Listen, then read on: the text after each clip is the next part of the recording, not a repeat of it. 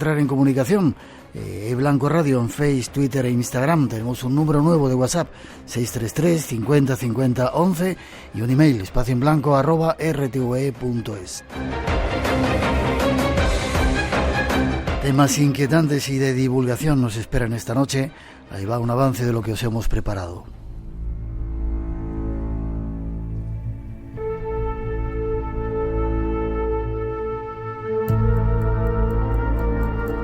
Esta noche os pedimos que nos acompañéis a la búsqueda de ruinas, tesoros, casas encantadas y más.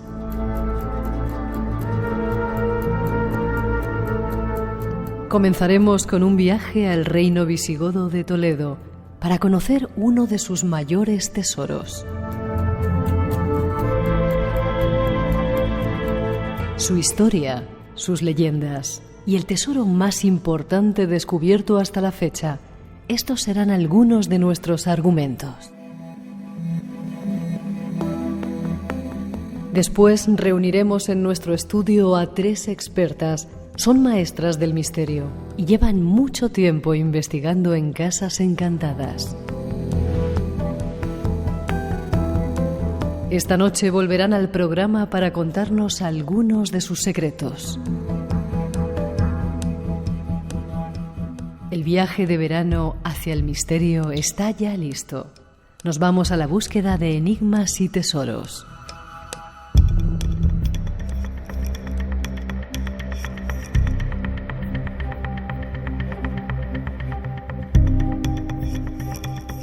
Esas son las visitas que han anunciado su presencia en el programa y prometen contar cosas interesantes. Y para comenzar, ahí vamos con el primer tema. Os invitamos a buscar tesoros esta noche, ya veréis qué interesante.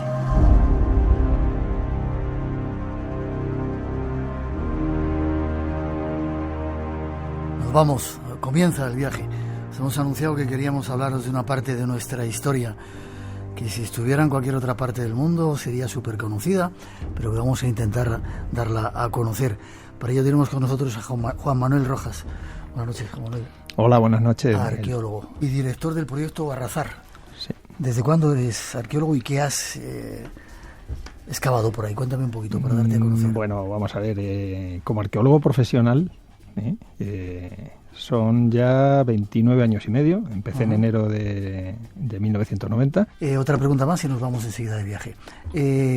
Cuando vas a Egipto te dicen que solamente se ha encontrado un 20%, el resto está oculto. España es un país donde das una patada o dabas una patada antes y de repente aparecían tesoros, como vamos a ver con el tesoro de Barrazar. ¿Queda mucho por descubrir todavía por ahí, en la zona que tú estás? Porque supongo que es la que más controlas. Bueno, te digo, no hay ni un 5% descubierto. ¿Ni un 5%? Claro, nada de un 20%, ni un 5%.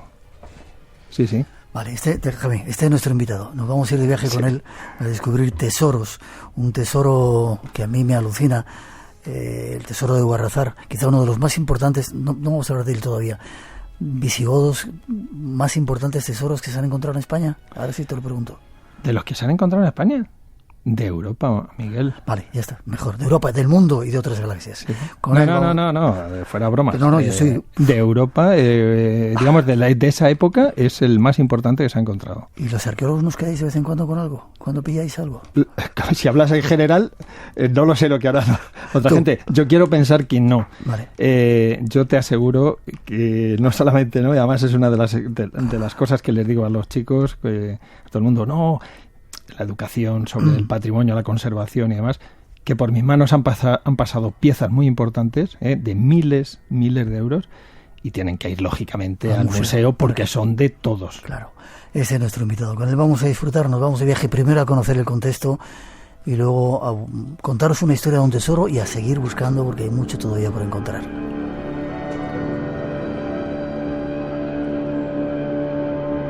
Esta noche queremos contaros historias de tesoros, de leyendas, de pueblos considerados como bárbaros.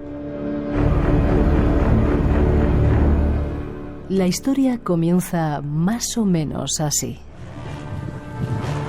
En el año 410 a.C., un ejército invasor saqueó la antigua ciudad de Roma. Fue uno de los ataques más sangrientos en la historia de Roma, una violación a la capital del poderoso imperio. En esa orgía de muerte y pillaje, los civilizados romanos cayeron ante las espadas de unos violentos bárbaros. Unos bárbaros sedientos de venganza. Eran los godos, y su furia estaba estimulada por décadas de traiciones y abusos romanos. Es una historia de persecuciones y mentiras. Los godos finalmente se alzaron contra sus opresores y emprendieron una misión de preservación y conquista. La suya es una historia épica. Son unos bárbaros empujados hasta el límite.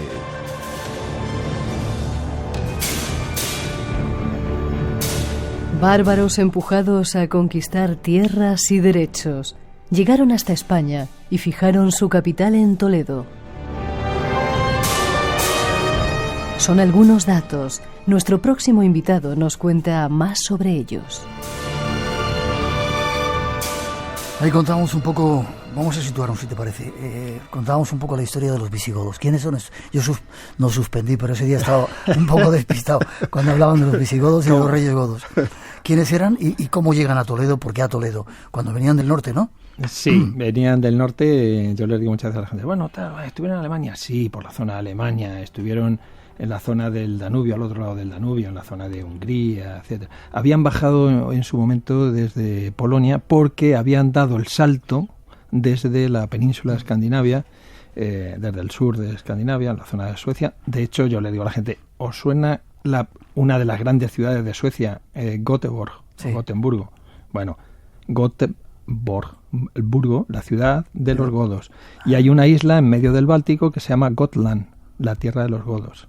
¿Godos y visigodos es lo mismo? Es lo mismo. Sí. Sí, bueno, esto es una definición que se dio en su día porque Visigoth, de los del oeste, porque se fueron situando siempre al oeste, y Ostrogoth, los que estaban hacia el este, se fueron quedando al este. De hecho, así se fueron trasladando, ya estaban así al otro lado del Danubio. Cuando traspasaron las fronteras del Imperio Romano, se establecieron también de esa manera, es decir, los ostrogodos se quedaron en la zona de Italia y en los visigodos se vinieron básicamente a la zona de Aquitania y Septimania, en lo que es Francia, en el centro y sur de Francia. Ellos fueron los que acabaron con el Imperio Romano y saquearon Roma, le quitaron todas las riquezas que tenían los... Sí.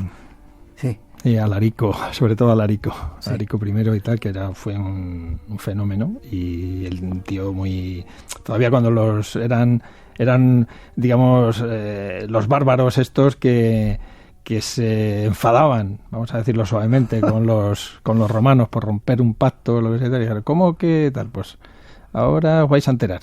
Asedian Roma, lo saquean, y ahí empieza también una historia muy interesante, que es en ese saqueo que se van objetos, ya no solamente oro, que les hace famosos, de hecho, a los visigodos, que ostentaban una de las reservas de oro más importantes que había en Europa, gracias a ese saqueo de Roma. Uh-huh.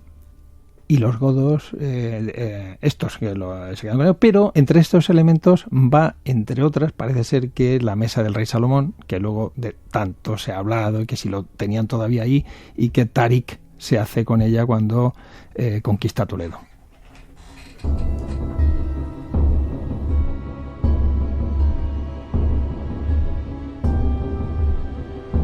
Dime una cosa, son primero los romanos se llevan todo, dicen lo que había en el templo de Salomón, se lo llevan a Roma. Llegan los godos o visigodos y cogen también todo lo que tenían los romanos ahí, saquean todo, mesa de Salomón, el candelabro, la menorá, etcétera, etcétera. Sí. ¿Y cómo llega a España? ¿Por qué vienen a España?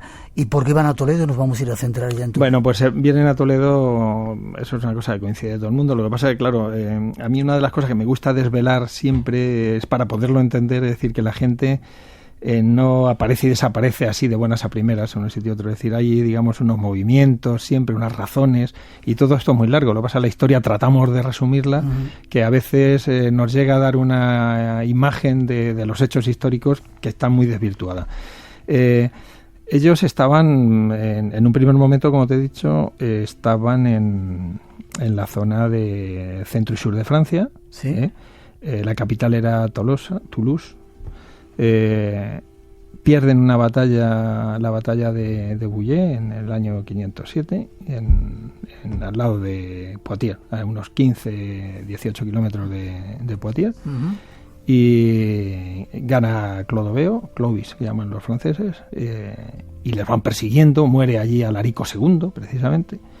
Ellos se refugian en Carcassona, vienen a auxiliarles los ostrogodos, que eran sus primos, digamos, y nada, bueno, bien, los francos ya se repliegan un poco, se quedan ahí, y entonces ellos a partir de ahí conservan en esa parte de Narbona, la provincia narbonense, Carcassona, etcétera, pero se van a centrar aquí en la península, que ya habían entrado en distintas ocasiones a ayudar al Imperio Romano, pues para, digamos, poner un poco de orden entre vándalos, alanos, etcétera. Uh-huh. Entran, puesto que el imperio está desmembrado y demás, entran en la península y bueno, se señorean un poco. Ellos ya se van estableciendo en sitio, primero están en Barcelona, luego se van a la Bética, etcétera. Y ya en la época de Leovigildo, a mediados del siglo VI, eligen Toledo como capital del como imperio. Capital del reino. Del reino visigodo. No eran tan bárbaros como nos contaban. No, estaban muy aculturados ya por el Imperio Romano. Muy aculturados. Seguían manteniendo, lógicamente, sus tradiciones y todo, pero ya hasta la lengua y todo ya iban haciendo latín, etcétera, y bueno, y todo. Y además ellos, pues como pasa siempre, todo el mundo hay una civilización, vamos a llamarle superior en algunos aspectos, economía, cultura, todos los niveles, y ellos van copiaban lo que había sido el Imperio Romano. Ellos lo están pisando, lo venían pisando ya desde hacía mucho tiempo, pero siguen copiando. Todavía está ahí el Imperio Romano de Oriente con Bizancio, y claro, según les están viendo el esplendor que tenía Bizancio, Constantinopla, etcétera, pues dicen, bueno, tal, ellos tratan de imitarles, aunque mantienen su pelo largo y barba y demás, los reyes, los nobles y todo, con esa tradición. Pero, sin embargo, les gusta vestirse los ropajes del emperador y tal, con los púrpuras, las coronas y tal. Parece ser que van imitando todo eso. Vale. Se traen de Roma parte de los tesoros que habían saqueado de Roma, y lo dejan en Toledo. Sí. ¿Y qué hay alrededor de Toledo? ¿Qué pasa en Bueno, Toledo? ellos van viajando siempre con el tesoro. Sí. Ellos viajaban digamos, cuando tenían sus sedes en distintos sitios, ellos iban con el tesoro, y tenían ahí, digamos, como su consejo de ministros, los comes, y tenían uno se encargaba de una cosa, del ejército, de los caballeriza, de no sé cuánto y tal. Bueno, pues había uno que se encargaba del tesoro, era como el ministro del tesoro, para que lo entendamos. Lo llevaban encima, y alrededor de Toledo, ¿qué había? ¿Qué tenían montado? No desveles todavía tus No.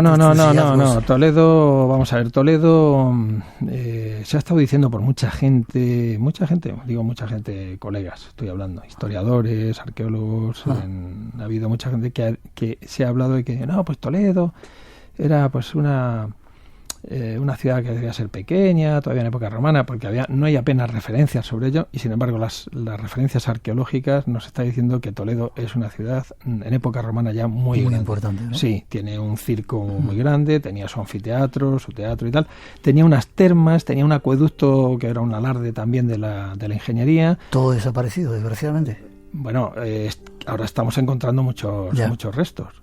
Se pensaba que no había nada, por ejemplo, de la Toledo visigoda, y por una urbanización que se quiso hacer en un espacio que estaba sin construir, que ha sido como una especie de milagro, porque estaba la fábrica de armas, la famosa fábrica de armas de Toledo, primero fábrica de espadas, que luego se transformó ya en fusiles, etcétera, y bueno, sobre todo en cartuchería y machetes y no sé qué hacían en la última época.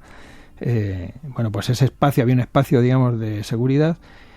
Estamos hablando de 60 o 70 hectáreas, por lo menos, unas 70 hectáreas o más, un terreno sin construir, que se dedicaba exclusivamente a huertas. Bueno, pues debajo resulta que lo que había era el suburbium, debajo de la urbs, es decir, un barrio, no más que un barrio, era una parte de la ciudad que, para que quien nos esté escuchando ahora, y si conocen o quieren ver en Google, que se puede ver rápido, y vemos esa imagen cenital de satélite del casco histórico de Toledo bordeado por el río Tajo, bueno, pues para que se hagan una idea, eso está al norte justo a continuación del casco histórico, y los restos arqueológicos nos están hablando ahora ya de esa parte suburbial, nos están hablando más del doble de grande que lo que es el casco histórico actual. Wow.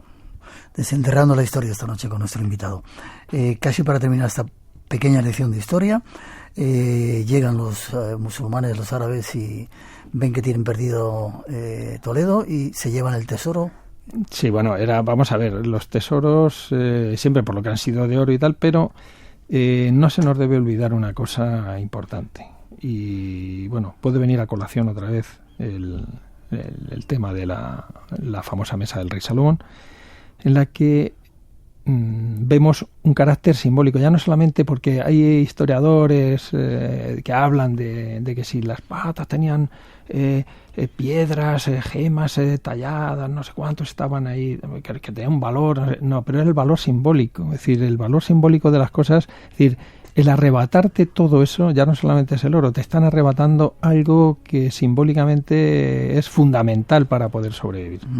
Por eso es tan importante. Como pueblo, como Estado. Vale. Se lo llevan y lo esconden, el tesoro. Bueno, no. Vamos a ver. Aclárame eso, que ahora vamos a hablar del tesoro. Sí, es conveniente aclararlo. Sí, acláralo. Siempre se ha pensado, el famoso tesoro de Guarrazar, ¿sí? Siempre se ha pensado que, digo siempre, no, perdón, voy a decir sobre todo desde el siglo XX, es una de las cosas que me estoy encargando ahora de reconocer ahora que los arqueólogos, historiadores arqueólogos que empezaron a trabajar en Guarrazar, como Amador de los Ríos o Pedro de Madrazo, que estuvieron allí después de aparecer el tesoro, los mandó la Real Academia de la Historia, empezaron ahí a estudiar, tal, y ellos dijeron, bueno, pues aquí hay un sitio donde hay unos restos arqueológicos, que hay sillares, hay tejas romanas, hay escultura, bastante que se veía todavía en el siglo XIX por allí.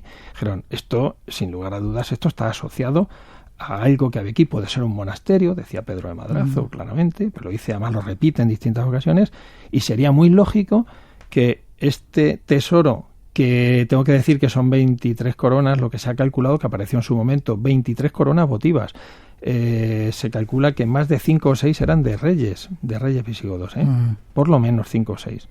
Bueno, pues todo eso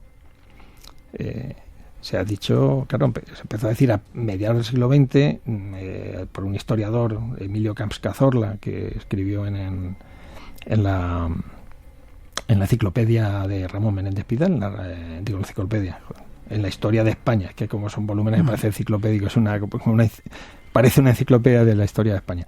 Es la historia de España de Menéndez Pidal. Entonces hay los eruditos de la época están escribiendo, bueno, pues Emilio Camps Cazorla, que es de verdad un personaje muy tal, pero no se molesta ni en ir a verlo ni en leer bien a Pedro de Madrazo, y entonces él dice claramente, no los que lo deja entrever, no, él dice claramente que a su juicio un tesoro de esas características tan importante, él cree que no pudo estar en ningún sitio ahí, que su procedencia no puede ser otra que la capital del reino visigodo, porque no le cuadra que esté en un sitio, dice, tan insignificante como este. Dice que es un sitio insignificante.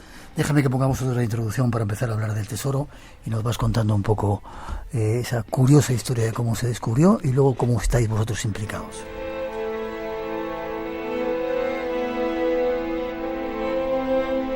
Hablemos ahora del tesoro, quizás del mayor tesoro encontrado en nuestras tierras.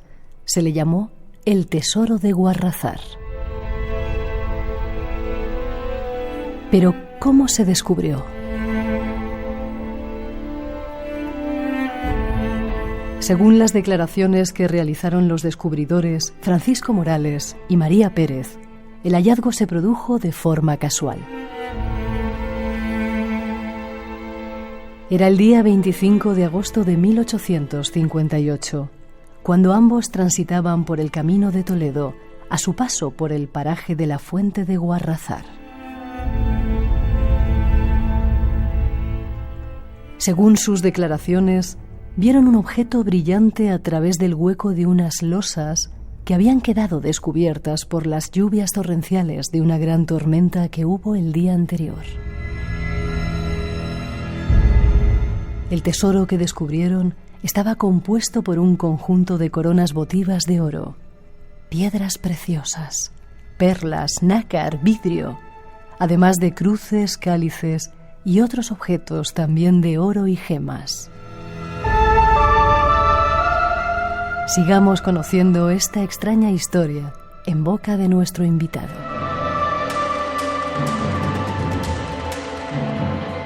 Espacio en Blanco. Tu cita con lo desconocido. En Radio Nacional. Con Miguel Blanco.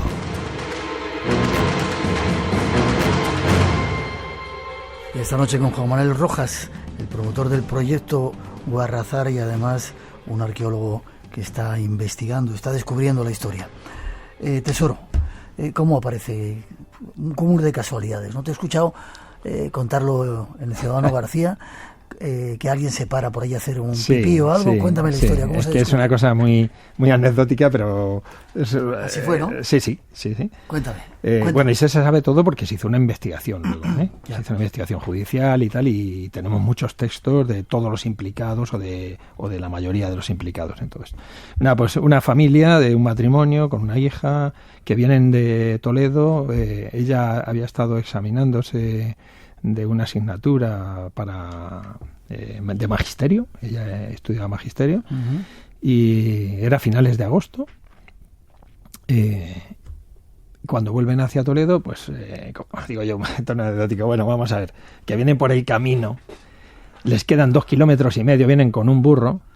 Y claro, vamos a ver, era el vehículo de la época. Hoy en día se dice, oye, vamos a parar en la próxima gasolinera que tengo ganas de hacer pis. Dice alguien de los ocupantes. Eso es muy frecuente. O sea, que eso lo podemos... Debieron decir algo así, oye, vamos a parar en la fuente, además nos refrescamos un poco, lo que sea, todavía les queda. Bien, como no había gasolineras y tal. Un niño me decía un día, dice, claro, si no había coches entonces. Digo, efectivamente, chico. Paran allí en la esta. Bueno, pues paran allí... y con un poquito de recato, pues se van detrás de una pequeña valla que salva el camino. Hay una valla de piedra, un pretil, que está limitando el paso del camino para que no entraran muchas de los animales. Todavía lo hay allí en el entorno, quedan. Allí mismo exactamente ya no queda. Pero sí, a 50, 100 metros hay algunas tierras que todavía tienen el pretil se deben ir detrás, la hija o la madre, a orinar. Uh-huh. Y entonces ven que ha quedado un reguero de agua abierto, un canalillo que ha dejado abierto, ha dejado a la vista una lápida, una losa, que claro, una losa rectangular les llama la atención, y porque por allí no había nada de eso, y les dice oye, mira, tal, debieron llamar al marido ya, oye, mira lo que hay aquí, tal. Lo movieron, vieron que había oro. Vieron que había oro. Yo pienso, esto ya no lo cuentan ellos así, vieron que había oro, lo taparon, se fueron a su casa y tal. Yo pienso que debieron intentar sacarlo. Pero es que, por lo que dijeron luego de cuando volvieron, estaba mezclado con mucho barro. Se había ido filtrando agua. Lo debieron camuflar en su momento con una capa de tierra, para si alguien levantaba la losa, pues que vieran que había tierra. Y parece ser que había unos huesecillos también por allí. A lo mejor metieron para que pareciera como un osario, un enterramiento o algo. Para un segundo, ¿alguien escondió eso ahí con el propósito de despistar o no me quiero adelantar? No, eso estaba ahí bien enterrado. No, me refiero de los propietarios. De época visigoda. Sí. Eso lo enterraron allí en 2 arquetas. Eso lo describe Amador de los Ríos, que es el historiador que va allí con el encargo de la Real Academia, ya en abril de 1859. Y entonces le dice, claro, ellos están viendo, Amador de los Ríos cuando llega allí dice que está todo machacado y nada, dice que lo habían dejado decir, pero a él le deben explicar un poco cómo estaba, más las declaraciones que habían hecho ante el juez los que lo encontraron. Y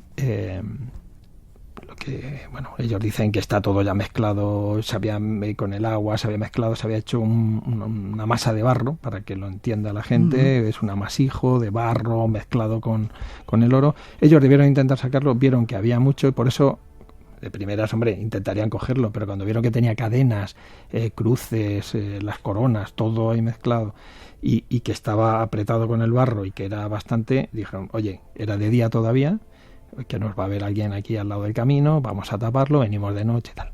Efectivamente, lo que hicieron, volvieron de noche, empezaron a sacarlo, y ellos declaran, aquí hay una cosa muy curiosa, que porque ha habido mucha gente que luego ha dudado, bueno, ¿sabes lo que contarían? Lo mismo aquí se han inventado algo, porque claro, ellos contarían lo que quisieran. Yo le doy mucha veracidad, porque una cosa aparentemente insignificante, como que es que ellos dicen que llegan allí, empiezan a sacar las coronas, que tiene el barro, y que se van a lavarlo a la fuente, que lo lavan en la fuente y que luego se lo llevan a su casa, lo meten en las alforjas del burro y se lo llevan a su casa. Lo de que van a lavarlo a la fuente no tiene un significado muy... Y sin embargo, hemos constatado, que para eso sirve la arqueología, hemos podido constatar que es cierto esa declaración. Vale, lo dejan allí por la noche, por la tarde, al atardecer, pero parece que hay un vecino que también se da cuenta de lo que estaba pasando ahí, ¿no? Sí. Dice, esto es lo que han descubierto, ¿qué pasa? Pues que les debió ver, claro, vamos a ver, finales de agosto. La gente antes iba a regar muy temprano o incluso se quedaban a dormir en las huertas y con eso no contaban esta gente. Están con un farolito del sitio donde lo están sacando, que es una arqueta, van a lavarlo a la fuente, como dice, que está a unos 15 metros, y en ese movimiento de un lado para otro, lo debe que estarán haciendo ahí, justo al lado de la fuente y tal. Cuando se van, este señor, un tal Domingo de la Cruz, un labriego de allí del pueblo, llega, ve que aquello está removido, ya lo ve así de día, se debió encontrar alguna perla, algún trozo de algún colgante, que ahí es donde está la clave, por eso digo tal, porque en la fuente nosotros lo ha encontrado la alcaldesa de Guadamur. Ahora nos cuentas esa historia también. Sí. Que es una historia curiosísima, que la gente no se lo cree, pero yo estaba allí delante, totalmente cierto.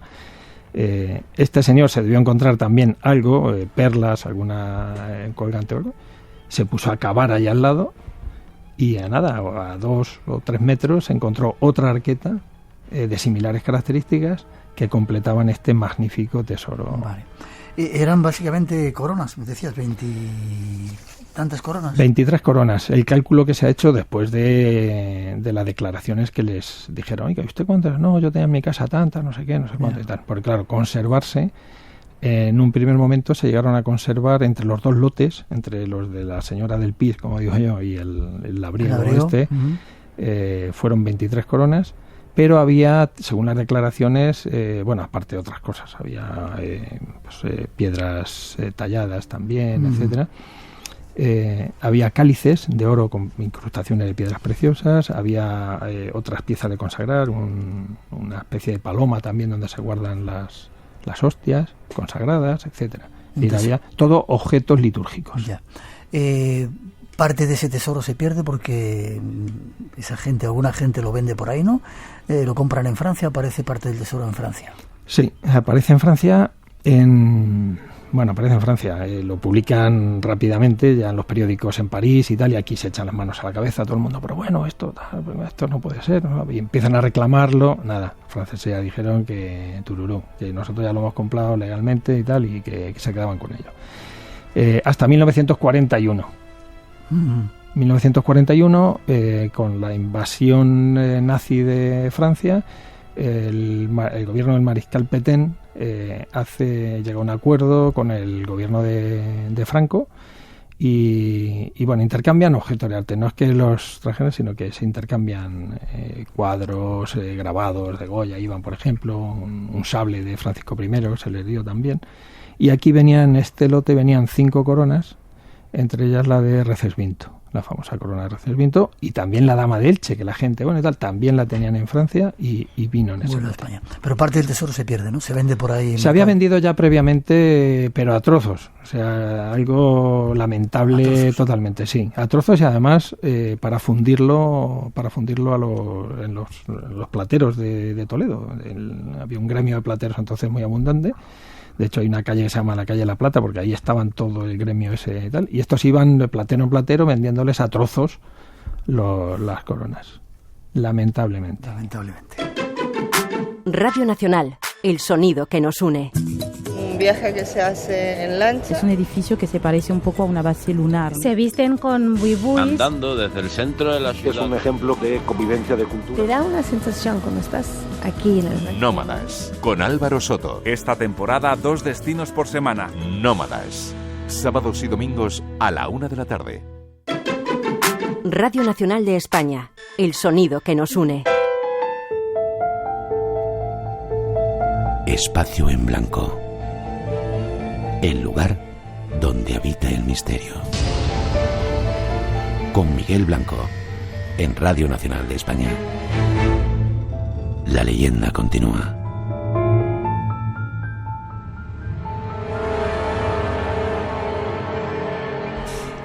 ¿Te gusta? ¿Estás a gusto? Vale. ¿Tú cuándo entras en esta historia? ¿Hay alemanes que están investigando? ¿Hacen una pequeña investigación? ¿Dice esto es increíble? O bueno, no vamos a ver, Miguel. Esta es una cuestión que puede abrir un debate aquí también muy, muy largo y demás de qué pasa con la arqueología y con el interés que hay por el riquísimo patrimonio arqueológico de cualquier época que tenemos en España. Este es un yacimiento ya reconocido de siempre, vamos, como el lugar del hallazgo y demás. Bueno, pues tengo que decir que desde abril de 1859 hasta el año 2002 no va nadie en este país. Sí, escribirse mucho el tesoro para acá, el tesoro para allá, ese refritos que hacen un historiador sobre lo de que ha dicho otro, pero nadie va. Hasta que viene un arqueólogo alemán en el año 2002, Christoph Egger, que bueno, le hemos invitado, está todavía colaborando con nosotros, aunque ahora vive y trabaja en Alemania, pero tuvo una beca del Instituto Arqueológico Alemán y estuvo trabajando de 2002 a 2005 y hizo una labor muy buena, porque aparte de hacer unos sondeos arqueológicos, bueno, para hacer unas catas, las típicas catas que hacemos de sondeos, hizo un estudio de geomagnetismo en varias hectáreas y también un trozo, también un pequeño, pasó un georradar también, y con estos estudios, que para que la gente lo entienda, se trata de hacer una especie de radiografía, vulgarizándolo, es como una especie de radiografía del terreno, no se hace con rayos y tal, pero como una radiografía. Entonces se ven, dejó a la vista grandes edificios, los restos de edificios importantes. Vamos a hablar dentro de un momentito de todos ellos. Antes de nada, cuéntame la historia de la alcaldesa. Porque es curiosa y luego ya nos vamos a ese trabajo que la historia de la alcaldesa. Bueno, la historia de la alcaldesa realmente empieza porque ella es natural de Guadamur, Sagrario Gutiérrez. ¿Sigue siendo la alcaldesa? Sí, la han reelegido otra vez. Yo creo que ya va por la, no sé si es la quinta o la sexta vez. La reeligen, por algo será. Lo hará bien, supongo. Digo yo, porque la gente no van coaccionados a poner el voto. Bueno, pues ella, nos conocimos, qué curioso, nos conocimos precisamente en Fouillé, donde la famosa batalla de tal, porque yo fui con una asociación que hay en Toledo, Ursergia, que se dedica a hacer rutas de patrimonio visigodo a nivel europeo, y estábamos contactando con esta población que también tenían interés en resurgir esto, y de hecho había un hermanamiento, ya tenían hecho un hermanamiento entre los dos pueblos, entre Guadamur y Fouillé, ahí en Francia. Y entonces yo fui allí con esta asociación. Di una conferencia precisamente sobre el suburbium del Toledo visigodo, que yo había estado excavando unos años antes. Esto fue en 2010. Y nos conocimos, ella entonces, yo había oído hablar de ella, pero no nos conocíamos personalmente. Entonces, cuando volvimos a España, luego ella se puso en contacto conmigo y me dijo que, oye, podemos quedar allí en Guadamur y vemos el yacimiento, a ver si te interesa. Bueno, fuimos a verlo y digo, hombre, que si me interesa, vamos a ver, esto es Guarrazar, punto primero. Que yo desde niño... Habías oído hablar de ello ya, ¿no? No, es que no, yo veía la corona de Recesvinto y me he estado preguntando siempre de pequeño que ¿por qué no se excavaba en ese lugar? De verdad, ha sido una pregunta que me he hecho desde que tenía 10 o 11 años. Mucho más cuando estaba ya en la universidad. Yo le dije que me interesaba. Y visto lo que había por allí sobre el terreno, bueno, eso ya me parecía, digo, mira, se veían sillares y todo. Es que los restos que hay aquí, digo, vamos, yo vengo a ciegas aquí. y con lo que me digas. Vale, ¿te interesa? Digo, sí, por supuesto. Bueno, he dicho 2010, 2011, esto fue ya en 2011, pero no sé si quien nos está escuchando sabe que 2011, 2012 han sido años de crisis. Nadie, prácticamente ni nos escuchaban, no había para dar ningún tipo de ayuda y demás. Bueno, pues ya en enero me dice, oye, en enero de 2013 tenemos un taller de empleo. Y ahí empieza ya, digamos, un poco la historia. Empezamos con el taller de empleo, se descubren los primeros restos, que son los de ahora lo que creemos que puede ser un hospital de peregrinos, esa la parte que tenemos, que enseñamos al final allí en Guadamur. Y digo, bueno, estos restos son importantísimos, esto no puede quedar así. Esto da pie para iniciar aquí un proyecto importante. Pero te me vas por las ramas. ¿Cuándo encuentras el tesoro? Y ahora hablamos de ese proyecto tuyo. ¿O cómo que sí, no, pero es que trabajando en eso, es cuando le damos continuidad al proyecto. Estamos diciendo que en 2013 se hace el taller de empleo, en 2014 ya continuamos con ello, y fue precisamente en 2014 que nos dan una subvención de la Consejería de Cultura de Castilla-La Mancha. Estamos excavando allí, digo, vamos a excavar en el lugar donde está el manantial, porque hay un manantial que es el que da origen a todo de todo lo que podamos hablar aquí, el origen está ahí en el manantial. Bueno, aquello estaba perdido completamente, con un zarzal, había incluso escombreras antiguas de vertidos incontrolados que se hacían en los años 80, lo limpiamos todo y tal. Bueno, pues había una zona de fango totalmente.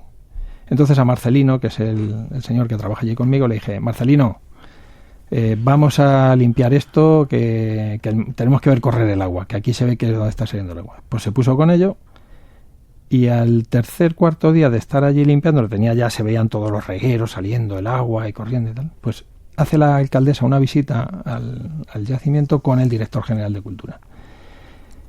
Le enseñamos el yacimiento, el director general se va y ella dice, oye, mira, es casi la una, me voy a quedar aquí con vosotros, que me ha encantado ver aquí el agua, el manantial, nosotros.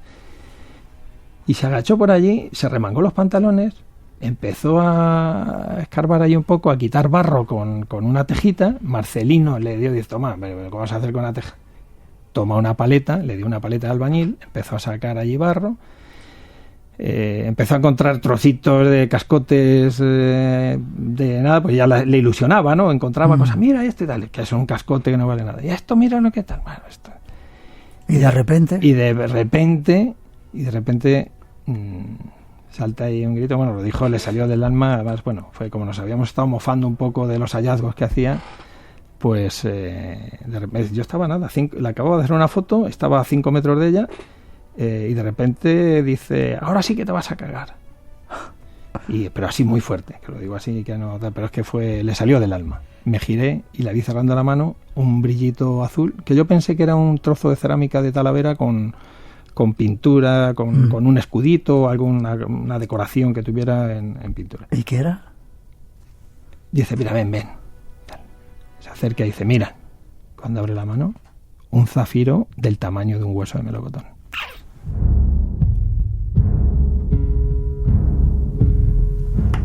Ese ha sido el último descubrimiento. ¿Tú crees que si vamos y escarbamos un poquito en el arroyo todavía salen cosas? Bueno, yo no lo descargo todo, pero lo veo muy difícil, ¿eh? Nosotros hemos mirado y dice, ¿pero habéis mirado más? Sí, hemos mirado, hemos pasado allí, tal. No, por el momento queda mucho por... Vale. Este es nuestro invitado, Juan Manuel Rojas. La tercera parte del programa queremos contaros ese proyecto en el que está metido, descubriendo la historia, que si lo tuvieran los americanos o los franceses habrían hecho allí ya un parque temático. Tras esa introducción seguimos. Espacio en blanco. Creamos universos sonoros para viajar y soñar hacia el más allá. Con Miguel Blanco, en Radio Nacional de España.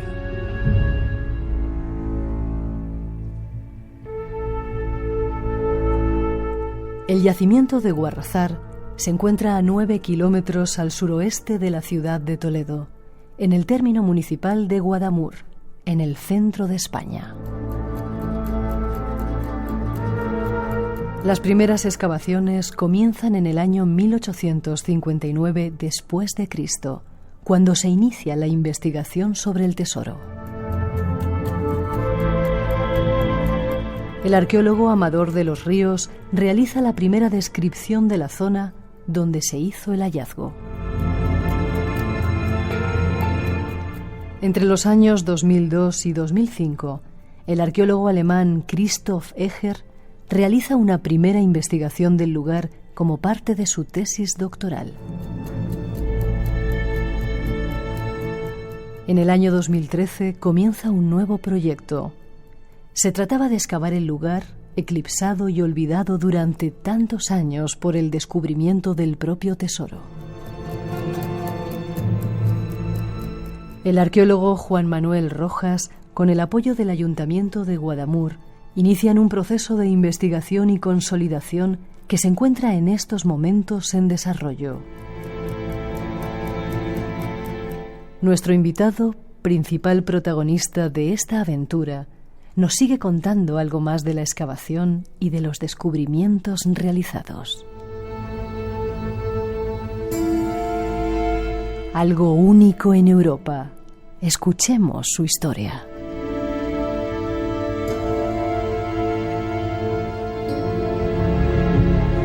Pues ahora os hemos contado parte de la historia de los visigodos, del tesoro. Queremos hablar del proyecto Guarrazar.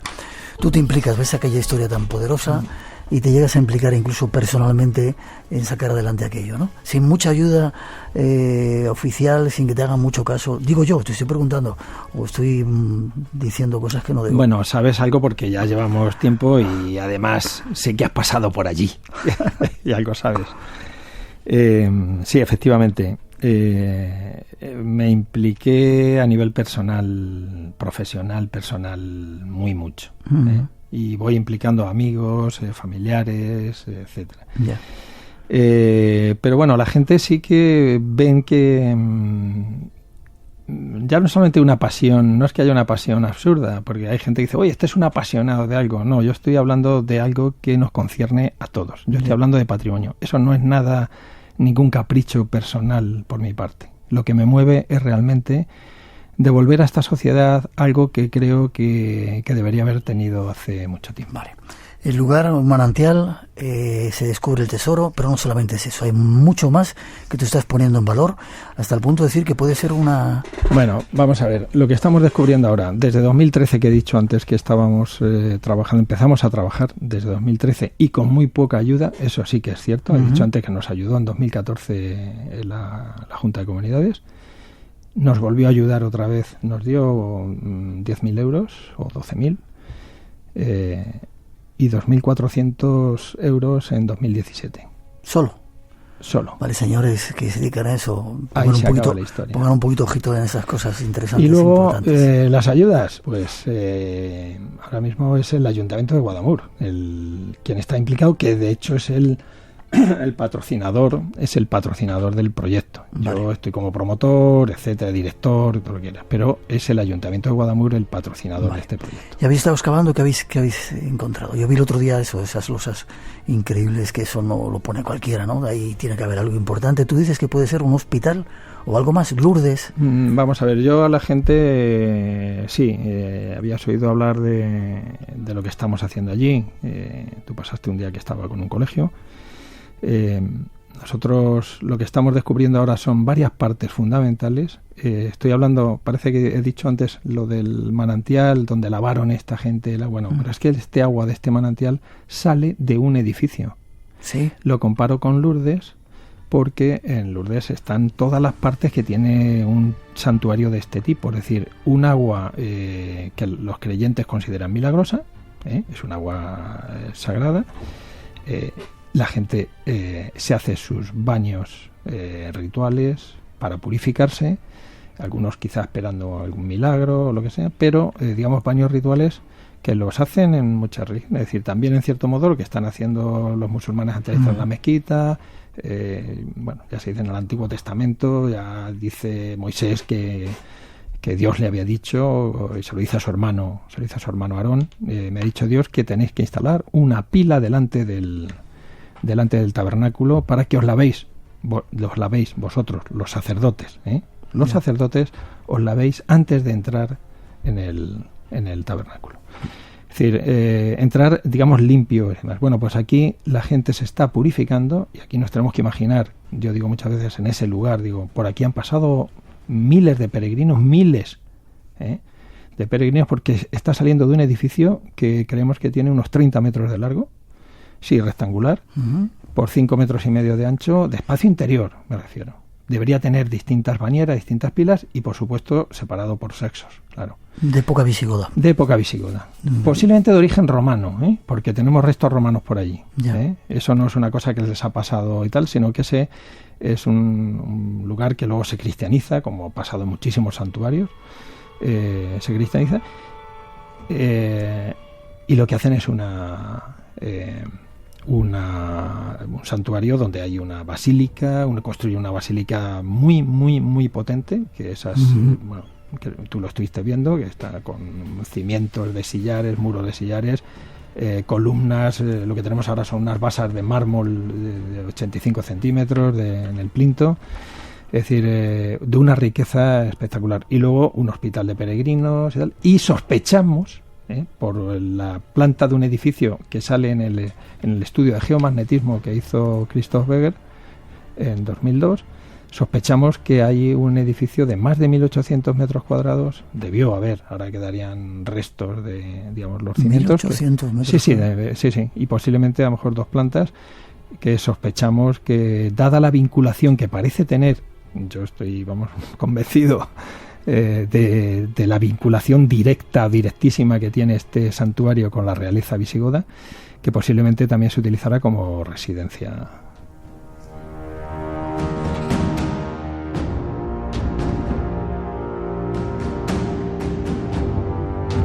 Es decir, que es un descubrimiento súper increíble. Estáis excavando todavía, en proceso de eso, de aportar pruebas. Que vuelvo a decir, si estuviera en Francia o en América habrían hecho un parque temático allí, tendrían toda la ayuda del mundo. Señores, dense cuenta que aquí tenemos parte de nuestra historia que se está descubriendo. Y alguien me ha dicho que tú esperas encontrar la tumba de un rey importante visigodo. Yo no lo sé porque está muy tocado el sitio. Ten en cuenta que cuando desaparece el santuario, que desaparece, las coronas formaban parte de ese santuario, de la basílica. Para que los visitantes se hagan una idea, siempre les pongo en el momento ideal. Pensad en el momento en el que se están descolgando las coronas, se entierran allí. Este edificio, estos edificios de este complejo, de este santuario, se queda vacío. Ya no vuelven otra vez. Ahora, pensaban volver, ¿no? Por eso las dejaron ahí enterradas. Eso es una cosa que ellos piensan, que esta invasión no es tal invasión así que van a perder ese reino, sino que dice, bueno, hemos perdido unas batallas, nos vamos a reorganizar, los vamos a expulsar. Ya sabemos por la historia que eso no fue así, pero lo debían pensar. Lo cierto es que queda abandonado y la gente, cristianos, sabemos, no los invasores tal, sabemos que eran cristianos. Los primeros, por lo menos los que estuvieron viviendo a lo largo del siglo VIII, se meten allí y empiezan, pues como cualquier sitio que hay, a lo mejor algunos ocupas y tal, empiezan a llevarse los materiales de construcción, se hacen casas dentro incluso de la propia basílica, etcétera. Está muy tocado. Pero nos estamos encontrando restos de trozos de sarcófagos de mármol, y lo de que sospecho que pudo haber ahí algún rey enterrado, pues lo digo por textos. Hay un texto en el que se dice que Hervigio murió, no muere en Toledo, pero debió morir cerca.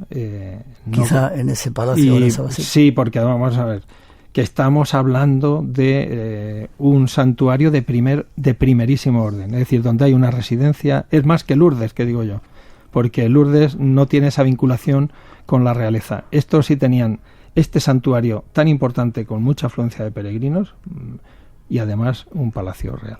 Cuando lo encuentres nos avisas. Por supuestísimo. Bueno, vamos a ver, te has comprometido en que vas a ir tú a excavar, con lo cual... Pero ya.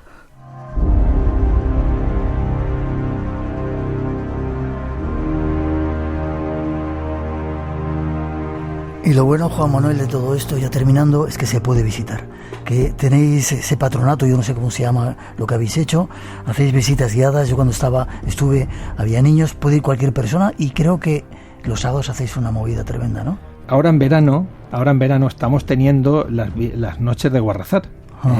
Estamos teniendo además con bastante éxito. Ya llevamos, este es el tercer año que lo hacemos, y de día es muy duro porque pega mucho el sol, pero por la noche es muy agradable. Tiene un encanto el ver los restos de las excavaciones, que los tenemos iluminados, las explicaciones. Música y todo. Música en directo clásica, bien guitarra, violín, etcétera. Qué chulo.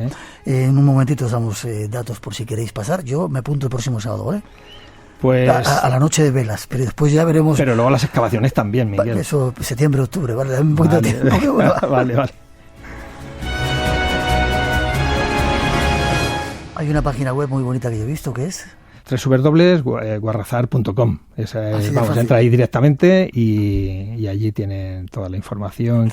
Y que, como una frase que tengo allí, con tu visita ayudas a su recuperación y sostenibilidad. Sí, señor. Estáis todos invitados, por si queréis pasaros en este verano todavía a dar una vueltita por ahí. Ahí puedes apuntarte para las noches y para las visitas. Sí, allí viene todo. Repítemelo de nuevo. www.guarrazar.com. Juan Manuel, ha sido un placer estar contigo. Espero que nos sigamos. Miguel, nos vamos a ver seguro. Miguel, para mí es un placer con alguien tan apasionado precisamente como tú, porque lo haces además de corazón, y te agradezco muchísimo, de verdad, muchísimo que nos hayas dado visibilidad. Es nuestro deber dar a conocer este tipo de cosas. Muchísimas gracias. Voy a la noche de las velas contigo y preparo pico y pala y vamos a darle. Gracias. Feliz verano. Hasta cuando quieras. Termina la primera parte de nuestro programa, regresamos de esa búsqueda de tesoros, pero enseguida volvemos. Hay mucho más esperando aquí en este espacio en blanco después de las noticias.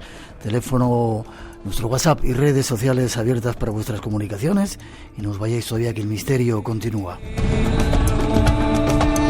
En la segunda parte nos esperan las damas del misterio para contarnos cosas intrigantes.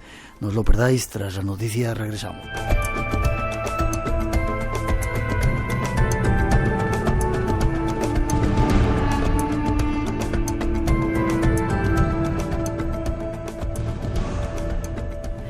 Hay dos tipos de dotados con cualidades especiales. Los que realmente creen tener algún poder y los que creen que no podemos detectar sus trucos. Ambos se equivocan.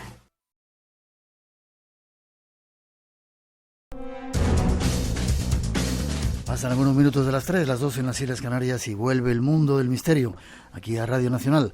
Saludos a todos los que nos seguís en directo en Radio 1, Radio 5, con nuestra gratitud también en cualquier lugar del mundo que estéis escuchando a través del podcast o de la radio online. Un placer estar unidos. Tenemos aún más temas esperando esta noche. En este segundo tiempo llegan las damas del misterio. Nadie como ellas conocen ese mundo del más allá, y esta noche van a relatarnos alguna de sus aventuras. Tras esa introducción, las recibimos. Y las casas están vivas. Es algo que todos sabemos. Nos lo dicen nuestras terminaciones nerviosas. Si guardamos silencio, si escuchamos, podemos oír cómo las casas respiran. A veces, en la oscuridad de la noche, las oímos gemir. Parece que tuvieran pesadillas.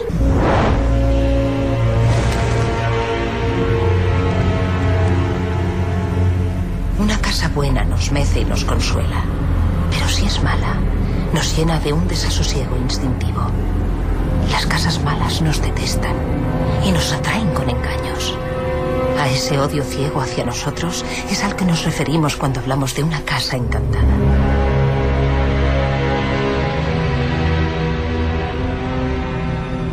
Esos son los primeros datos, casas encantadas, y tenemos a 3 damas del misterio. Tras esa introducción os las vamos presentando con el consejo de que no os perdáis ni un solo segundo de este programa, que va a haber muchas respuestas y sobre todo os va a servir de mucha ayuda si tenéis visitantes. Ahí van esos primeros datos.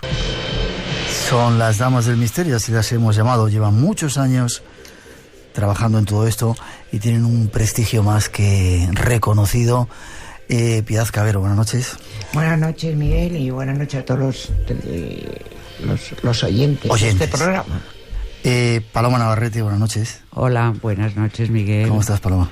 Pues estoy muy bien, encantada de estar aquí contigo y con todos los oyentes. Sol Blanco Soler, buenas noches. Buenas noches, Miguel. Nos ha costado que vinierais, pero por fin estáis aquí. Teníais que, esto se lo cuento a nuestros oyentes, teníais que ver cómo se reían ellos cuando nosotros ahí poníamos esa introducción de miedo, porque ellas aparentemente se toman estas cosas como muy seriamente, pero están tan acostumbradas que bueno, ya les da hasta risa. ¿Por qué? ¿Cuándo se fundó el Grupo EPTA? Mira, el Grupo EPTA lo fundó exactamente el padre Pilón, allí por 1987, y porque ya había habido ese ejemplo en Estados Unidos en que los investigadores, enfrentándose al fenómeno paranormal, que es tan complejo, no era bastante en que un señor fuera solo a hacer estas investigaciones. Entonces, pues, siguiendo esa pauta, fue confeccionando el grupo con personas que él ya conocía, que tenían conocimientos, por supuesto, en parapsicología, pero que cada una aportaba un conocimiento particular diferente al contexto del grupo. Desde el 87. Sí. ¿Y estabais las tres ya en el 87? Pues sí, yo entré en el 87, 88, sí, por ahí, sí. Pero empezamos a funcionar como equipo en el 87, así que yo creo que estábamos todos... Sí, yo creo que entramos todos más o menos, sí. Tú, Piedad, te dedicas a las cuestiones audiovisuales. Vas grabando lo que ocurre, ¿no? Grabando, y luego, pues también a través de las grabaciones te puedes dar cuenta de muchas cosas que la gente que está en activo dentro del grupo no lo puede ver, porque si yo estoy hablando contigo, claro, pero no sé lo que está pasando. Ya. En cambio, yo con la cámara soy espectador. Ya.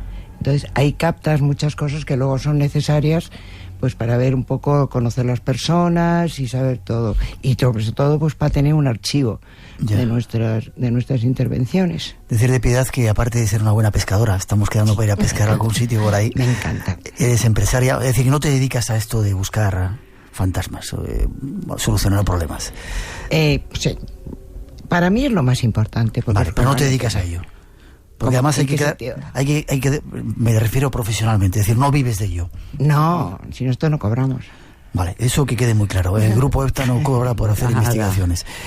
Tú, Paloma, eres farmacéutica, pero dentro del grupo eres la sensitiva, eres la que ves eso que hay más allá. Yo me dedico a contactar con los que están al otro lado del espejo. Eso suena como de zumbaos. A lo mejor es que estoy zumbada, pero realmente en la vida normal soy muy sensata. Lo eres. Muy sensata. Sí. Trabajo en investigación, o sea que tengo que ser bastante sensatita. Sin embargo, tienes la capacidad de verlos. Sí, de captarlos y de comunicarme con ellos, con los que están allí. Bueno, con los que están en algún lugar cerca, vamos a ver, en algún lugar cerca de nuestro lugar. Yeah. Porque los que ya han seguido viaje, esos ya no se comunican con nosotros. Es decir, ayer hablábamos también de lo que pasa después de la muerte. Algunos se quedan después de morir en nuestro plano. Algunos después de morir se quedan en eso que nosotros llamamos una interfase, que es una especie de mundo virtual muy parecido al nuestro, y allí se quedan pues porque tienen algo que resolver aquí que no han podido resolver, porque tienen que decir algo, porque tienen que pedir algo, o porque, como ayer me contaba uno de ayer ellos... estuviste haciendo una investigación, ¿no? Sí. Y ayer me contaba uno de ellos que es que tenía que vengarse. ¿Tenía que vengarse? Sí. Entonces fue muy curioso. Y bueno, luego al final parece ser que perdonó y se fue. Y se fue porque su madre vino a buscarlo, ¿eh? No te creas que él se quería ir muy por su propio pie. Luego me contáis, me contáis cómo hacéis eso de que se vayan. Sol, tú eres un poco, bueno, a ti te llaman y tú reorganizas al grupo, ¿no? Sí, normalmente pues o recibimos los avisos o por mail, o ahora en la página web que tenemos, o bien telefónicamente. Y la llamada pues es como a los bomberos, ¿no? No puedes creerte lo que me pasa. Es lo que suelen empezar siempre la conversación. Y vosotros que ya tenéis experiencia. Nosotros que tenemos ya experiencia, pues tratas primero de calmarlos, de decirles que te cuenten exactamente lo que les pasa, porque en ese primer contacto es cuando ya hay una como te diría, hay una selección. Ya te das perfecta cuenta si esa persona tiene problemas personales, pero que no tienen nada que ver con la parapsicología, o si verdaderamente tiene algo, por los indicios que me está contando, que son válidos para nosotros para acudir a su casa. Ya. ¿No cobráis nunca por hacer este tipo de trabajo? ¿Nunca habéis cobrado? Nunca hemos cobrado, ni seguimos sin cobrar. Ni cobraremos. Eso está muy bien. No os pregunto de qué... Vale. ¿Habéis pasado miedo alguna vez? No. ¿Qué más quisiéramos? No, vamos a ver, seamos un poco realistas. Es decir, miedo no. Ahora, un subidón de vez en cuando sí. Que es lo emocionante, claro. Yeah. Porque si fuera un tema como tan cotidiano, pues no sé, no tendría emoción. Pero cuando de repente tienes un caso muy apasionante, ¿no? En el que, yo sobre todo cuando a través de mi bola de cristal me encuentro con personaje impactante que me está contando algo muy especial y que luego es comprobable, pues el subidón es importante. Claro, pero eso es adrenalina, no es miedo. Bueno, pero oye, el miedo también es adrenalina. Sí, pero no, yo miedo no. Yo quisiera pasar miedo. Sí, pero yo comprendo, Piedi, es decir, no es miedo lo que tenemos. Quizás entusiasmo, fíjate, Miguel. Lo seguís teniendo. Es decir, que seguimos teniendo el entusiasmo como al principio, y fíjate los años que llevamos en estos temas, y cada vez que vamos a una casa que vemos que tiene carne, como dicen en el teatro también, ¿no? Sí. Los personajes tienen algo interesante, y no te digo ya nada, cuando el problema viene del otro lado y Paloma, con esa naturalidad que tiene, se asoma a la bola de cristal. Ya. Va a ser difícil y vamos a disfrutar haciendo el programa esta noche con estas tres damas del misterio. Paloma, de repente, me parece que fue tu hermano Javier, que también ha visitado nuestro programa. Sí, te veíamos en Laura. ¿Y eso es normal? Te veíamos en Laura, tenías un aura, pedazo de aura, Miguel. Sí. Pedazo de aura. Sí, y además fue muy curioso esto, porque ninguno dijo nada. Y luego nos fuimos a tomar una copa, un grupito, y de repente, pues creo que fue mi cuñada, dijo, oye, ¿y no habéis visto? Y antes de que dijera más, dijimos, el aura de Miguel. Todos. ¿Sí? ¿Era tan visible? Sí, era muy visible, muy grande y muy buena. Tienes un aura muy buena. ¿Se lo veis al resto de la gente? ¿Se lo veis? Cuando uno se pone a ver auras, pues sí se les ve a las personas, pero es que tú era muy, muy evidente. También estabas en un sitio, detrás tenías una pared, quiero decir, tenías una pared diáfana y entonces así es más fácil verla, ¿no? Pero cuando tú te fijas en una persona y te pones a ver aura, pues se la ves. Ya. Se la ves. Hay personas que la tienen muy pequeñita, y entonces es más difícil. Era buena, decíais, ¿no? Muy buena. Vale.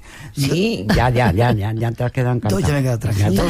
Y encantado, además. Muy grande y muy buena. Va a ser difícil hacer el programa con estas damas del misterio, pero atentos porque vamos a hablar de cosas súper increíbles. Tras esa segunda introducción, seguimos y preparaos la cantidad de casas encantadas que os van a salir de aquí.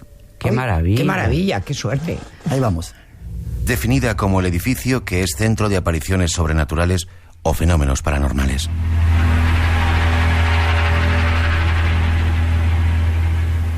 Una casa embrujada puede contener a fantasmas, poltergeist o hasta demonios.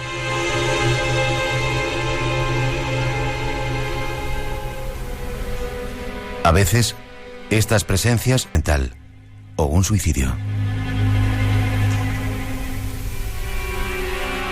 Las casas embrujadas son elementos comunes en relatos de horror y ficción paranormal.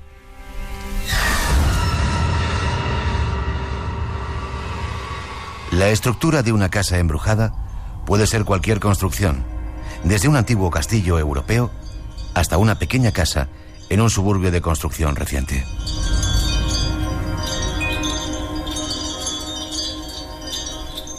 Y existen muchas más de las que creemos. Nuestras invitadas las conocen y nos cuentan.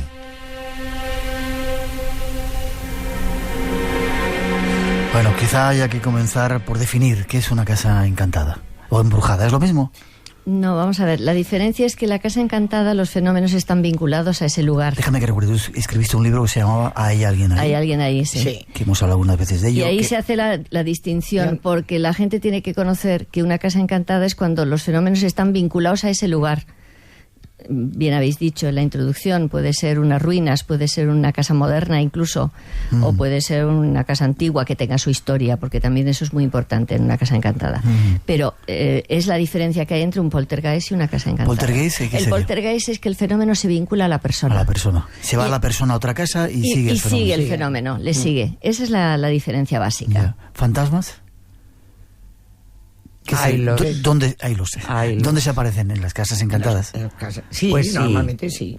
Los fantasmas son de las casas encantadas. Claro. Los poltergeist no tienen fantasmas. No tienen fantasmas. Tienen efectos físicos normalmente. Pues, ruidos, sonidos, se encienden las luces, se apagan las luces. Aportes. De todo. Aportes, inundaciones. Sí, y todo. Y de verdad que eso... Desplazamiento de objetos. Es muy variado, es mucho más rico. Variado.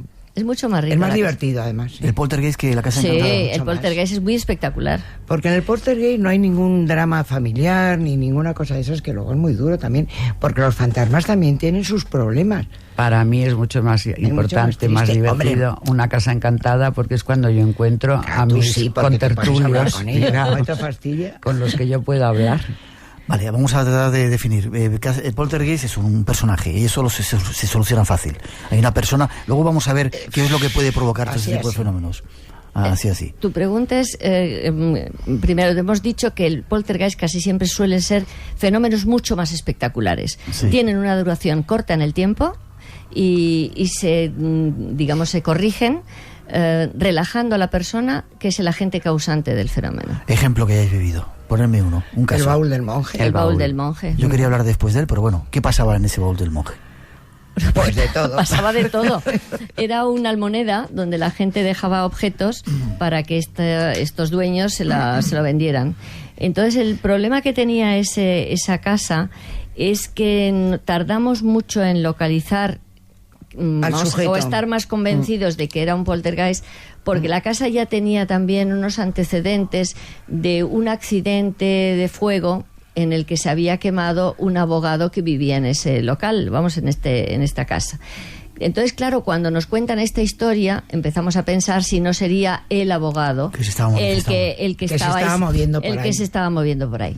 También estaba, el abogado. Bueno, también estaba porque tú eres capaz de verlo, pero no era el que causaba los fenómenos. Los fenómenos los causaba el dueño. Y ya anteriormente había tenido otros problemas.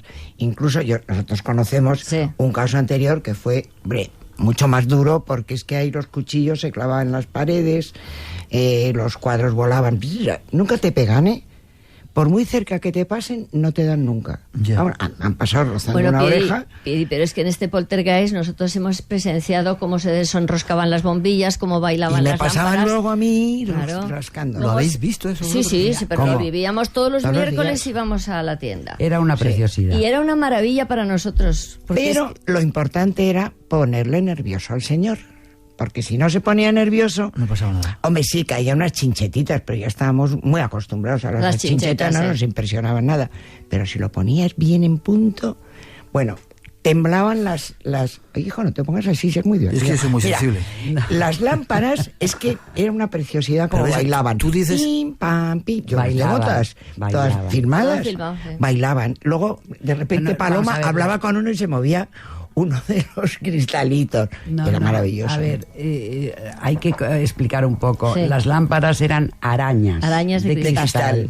¿Sabes? De las arañas, pues, del siglo XIX. Esas arañas de salón importantes, ¿no? Y en unas habitaciones en las que no había ni la más mínima corriente de aire ni nada. Es imposible, aunque hubiera corriente. Entonces, yo por lo menos yo entraba y decía, bueno, y qué bonito sería que esta lámpara nos bailara un poco. Y la lámpara poco a poco se empezaba a mover y bailaba.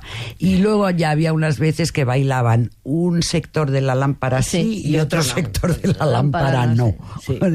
Era un espectáculo. Pero a mí, de las cosas que más me impresionaron de este depot que llaman los franceses, de esta almoneda, es que de repente un reloj de consola, un reloj de mesa, no un reloj de pared, de bronce, pues era un reloj del siglo XVIII, digo yo, y de repente empiezan las manecillas del reloj a ponerse en marcha y a toda velocidad pasaban las horas. Y no tenía cuerda. Y este reloj, pero mira que se ha enloquecido el reloj, digo yo, porque de las agujas, y de repente el dueño, que ya estaba muy nervioso, me dice, es imposible, este reloj no tiene maquinaria. Sí. Y se movía. No me digas que no es apasionante. Fíjate que contáis cosas tremendas y cómo lo tomáis de bien. Otros tratando de poner ahí un poco el ambiente dramático, vosotras de risa. Oye, ¿y estás seguro que aquí no hay algún fantasma? ¿En esta casa? ¿En este estudio? No, en esta casa. No, en la casa tiene que haber alguno. Estoy segura que sí. Hay muchos, sí. Pero del otro lado. No de Patita. No lo digo... no podemos... ¿Pero habéis tenido algún episodio? No me tires de la lengua, por favor. Hombre, lo que intento... Vamos a ver. Las invitadas sois vosotras. Vale. Tú nos estás tirando de la lengua a nosotras todo el tiempo. Luego, si queréis, os cuento a micrófono cerrado. No os puedo contarlo todavía. Bueno, ¿qué querías? Que habláramos de la muñeca. Del baúl del monje. ¿Qué más pasaba? ¿Te acuerdas de la muñeca? La muñeca Terrible. no era una muñeca, era la cabeza de una muñeca. Pero pequeñita, no muy grande, pues como un poco mayor que un huevito. Esas que hay, que son casi no eran Barbies, eran barriguitas, pero un poco mayor. De celuloide, eran de celuloide. Con el pelo rizadito negro. Sí. Y luego, pues, en su tiempo debía ser muy mona, pero estaba en unas condiciones deplorables. Poco Tenía perjudicada. Un chichón en la cabeza negro, pero negro, y luego por detrás tenía abierta la cabeza y llena de piedras. Comprendes que presentable no estaba. ¿Qué pasaba con esa cabeza? El problema, Miguel, es que aparecía, era un aporte, aparecía y desaparecía. Entonces, o nos caía encima de repente, y claro, yo empezaba a chillar, la muñeca, ya está aquí la muñeca. Pero es que a lo mejor la dejábamos encima de una mesa y cuando volvíamos la muñeca no estaba. Se movía sola. Desaparecía. Pero verás, te cuento, estas comprobaciones, cuando yo te cuento que aparece y desaparece, es que como Pieri graba todo en vídeo y hace barridos de vídeo.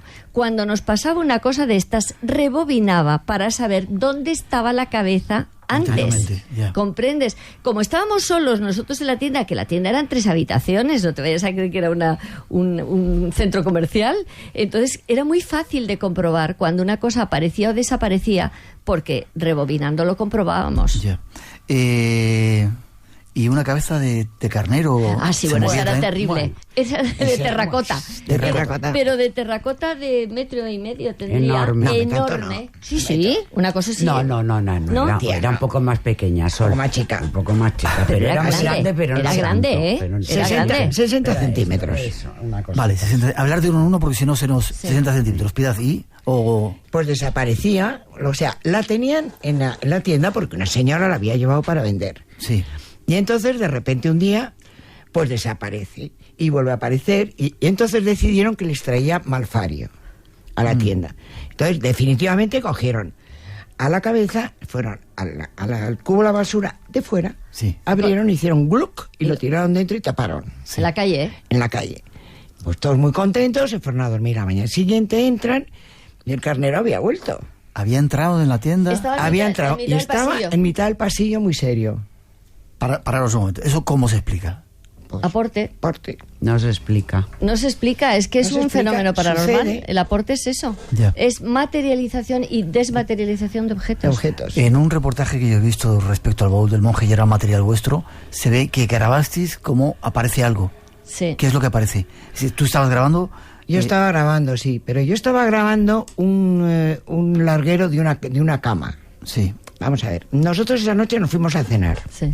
Y entonces, pues antes de irnos a cenar, como siempre, dejo yo las grabadoras, entré en lo que era una supuesta cocina, que ya no era, pues estaba llena de baúles y de cosas de esas, y coloqué una. Y la puerta la dejé abierta porque siempre había problemas de que chirriaba. Pasé por ese pasillo, dejé una lamparita, seguí hasta el fondo, y ahí tranquilamente cerré la puerta y nos fuimos.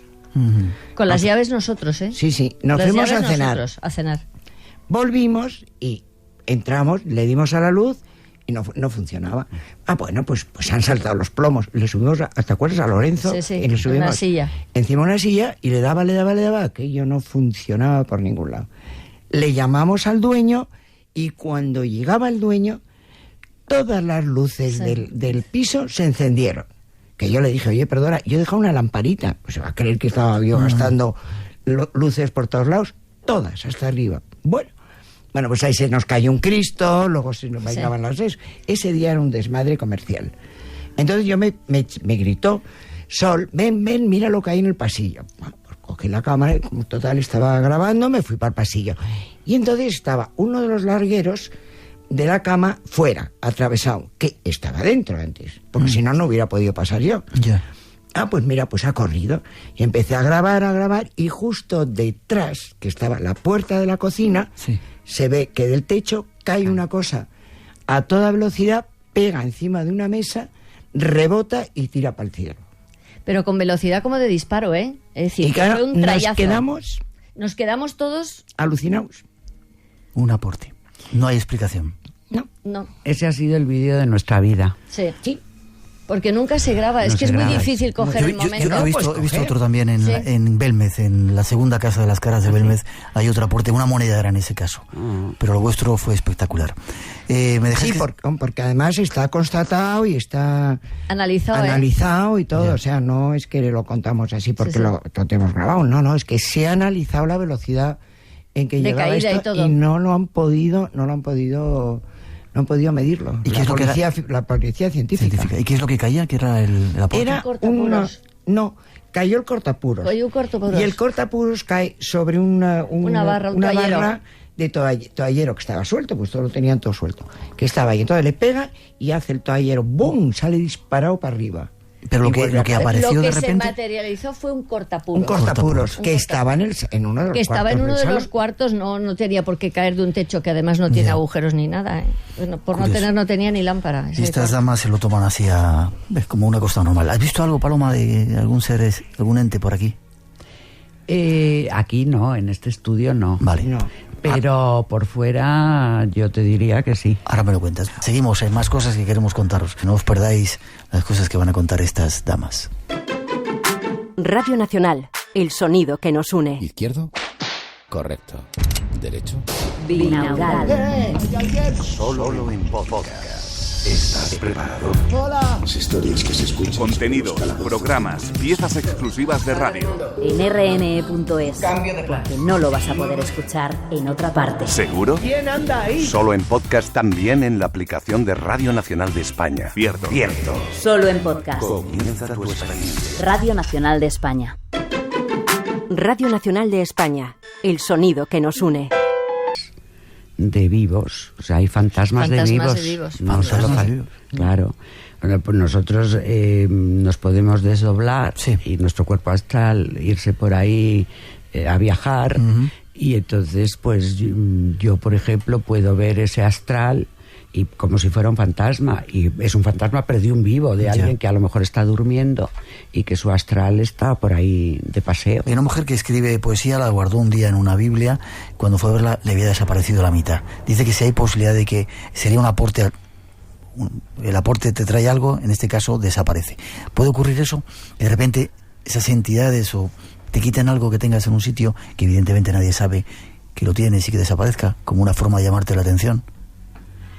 Pues raro. Es muy raro, es un fenómeno que no se nos ha presentado nunca, porque piensa que si era un escrito, porque parece ser que era algo escrito que ella metió en un libro. Sí. Escribía poesía. Ya, pero puede haber 2 páginas. Todo eso habría que controlarlo, porque claro, tú imagínate que hubiera 2 páginas y una de las páginas pues por cualquier circunstancia se haya en una limpieza incluso de la casa. Que nunca se puede negar nada, pero todo eso hay que contrastarlo mucho y con mucho cuidado antes de poder emitir un diagnóstico, digamos, ¿no? Piedad, tú contabas aquí hace un momentito que a veces te han tocado. Hombre, es en mi casa. ¿En tu casa? Sí, arriba, en el cuarto que tengo yo, que le llamo el cuarto de los fantasmas. Pero bueno, pues no pasa nada. No, ¿cómo no pasa nada? Cuéntame qué te pasa. Escucha, yo estoy, por ejemplo, con el ordenador. Y ya sabes que cuando estás con el ordenador, pues, te metes como dentro. Sí. Y entonces, pues, no sé, pero tampoco es para tanto. Notas como un peso de algo en el brazo. Pero si no, ni te pellizca, ni te hace daño, ni nada. No, nada más que digo, uy, hay por aquí uno. Me quedo tan ancha. Porque no hace nada, no te hace daño. No hay tampoco quiere nada, porque si no me lo preguntaría, digo yo. Habláis de ello con tal naturalidad que es como si en todos los sitios estuviera lleno de entidades. ¿Es así? Hombre, ¿O son habituales? Lo que pasa es que no las vemos, pero a verlas las hay. Pero vamos a ver, hay muchos mundos que están funcionando al mismo tiempo. Y hay puertas que comunican niveles de realidad unos con otros. Entonces yo no tengo por qué pensar que esas entidades, entre comillas, sean espíritus. O sea, yo puedo captar presencias de existencias de otro nivel de realidad. Que están, bueno, que están ahí y que de repente puedes comunicar, ¿no? ¿Nunca te pueden hacer daño, decíais? No. Nunca. No, nosotros no tenemos registrado que no, ni a nosotros nunca. Ni a nadie, vamos así. Es quizá uno de los primeros mensajes cuando vamos a alguna casa en la que tienen problemas. Hombre, también es nuestro papel de tranquilizar, ¿no? Sí. Primero, tranquilizar, dar información, porque al dar información eso les tranquiliza. Muchas veces te asusta lo desconocido, pero cuando hay alguien que te lo explica, deja de ser ese misterio horroroso que tú te has creído y les haces ver que, bueno, que sí que puede ocurrir, pero que eso no es malo. Y desde luego yo creo que estáis las dos de acuerdo conmigo de que jamás hemos tenido ninguna experiencia negativa lo que la gente habla de espíritus malignos es que nunca. Esas son las películas de Spielberg. Y puede haber casos patológicos. Hay un caso que a mí me llama mucho la atención. Carla Morán se hizo una película, El Ente, que sufre agresiones sexuales y se le queda marcado en la piel. Y estuvo bastante... ¿Del coco decías? Es autoagresión. Escucha, Miguel. ¿No aceptáis que ella...? Bueno, perdón. Desde la Edad Media estamos muy acostumbrados a oír historias de íncubos y súcubos que vienen precisamente para perturbar los sueños de los mortales y para tener relaciones sexuales con ellos. ¿Aceptas que existan? Los íncubos y los súcubos, yo no. O sea, son cosas mentales, ¿no? Claro. Claro. Síntoma para saber cuando un espíritu está en el entorno, es decir, ¿cómo lo notas? ¿Se nota de alguna manera? Pues hace llamadas de atención, según... Puedes sentir frío, puedes sentir esa sensación que todos hemos tenido alguna vez en nuestra vida de que tienes a alguien como detrás o a tu lado, pero siempre benéficos, es decir, nunca con mala sensación. O que entres en un sitio, que eso nos pasa mucho a nosotras, que entramos, bueno, a Paloma ya no digo porque Paloma tiene la sensibilidad esta, pero vamos, yo que personalmente no tengo ninguna sensibilidad a esos niveles. En Barcelona pues se nos puso a todos, a Piedi y a mí, que no tenemos esa sensibilidad de Paloma, se nos puso toda la carne gallina nada más que entrar, ¿te acuerdas?, en la puerta de la casa. Y que dijimos, Dios mío de mi vida, y eran las 3 de la mañana, estaba toda la familia durmiendo y llegamos nosotros, porque llegábamos procedentes de otro sitio, y nos quedamos aterrados, porque era una sensación de que allí había ocurrido o estaba ocurriendo algo terrible. Y luego Paloma tuvo su experiencia, digamos, muy curiosa. No, eso fue muy divertido. Pero fue muy divertido. Por eso rompieron las gafas. Bueno, espera, que cuente. Fue muy historiado el tema, ¿no? Entonces, bueno, pues íbamos invitadas a un palación catalán, ¿sabes? Sí, de Barcelona. Precioso. Un palacio. Y entonces, bueno, pues nada, una de las hijas de la familia nos enseña nuestros dormitorios. Ellas, Piedi y Sol, dormían en uno, y las dos, y yo dormía en otro sola. Pero era un dormitorio que había 2 camas, entonces yo pongo mi maleta en una cama y me quito las gafas que dejo sobre la otra cama, pues porque entonces todavía veía un poco y tenía gafas de quita y pon, ¿sabes? Ahora ya no lo puedo hacer eso porque si me las quito no veo nada. Y bueno, pero estamos hablando de que queremos poner unas grabadoras por la noche, de que queremos ver no sé qué, de que te habían prohibido a ti mirar por los espejos. Me habían prohibido a mí mirar por los espejos también. Sí. Y entonces voy a recoger mis gafas que estaban encima de la cama y mis gafas estaban partidas. Nadie había entrado allí. Nadie. Ni yo había tocado ni me había sentado encima de las gafas, quiero decir, o sea, nada, partidas, es decir, mensaje, no vas a ver nada. Nada. Y enfrente de mi cama yo tenía un armario con un espejo estupendo, ¿no? Y entonces yo dije, no, yo esta noche me voy a poner un libro delante hasta que me caiga dormida, pero yo ese espejo no lo miro directamente, pero vamos, ni queriendo, porque no lo pude tapar con algo, ¿no? Pero si no lo hubiera tapado. Y entonces efectivamente me puse un libro delante hasta que me caí de sueño, entonces apagué la luz, así sin abrir el ojillo, y ahí me dormí. Y curioso, habíamos puesto grabadoras, muy escondidas, en dos sitios separadas, muy escondidas, nadie iba a pasar por ahí. ¿Y qué pasó a la mañana siguiente cuando de madrugada nos levantamos? De madrugada, no, yo soy dormilona y bueno, sol menos. Y entonces, bueno, es que el día anterior habíamos dormido ahí, había una paz bárbara, no se asomaba nadie, nada. Y de repente me despierta y dice, ¿dónde has dejado la grabadora? Digo, pues mira, en el salón, debajo de la camilla, mi escondidita ahí, la he metido ahí.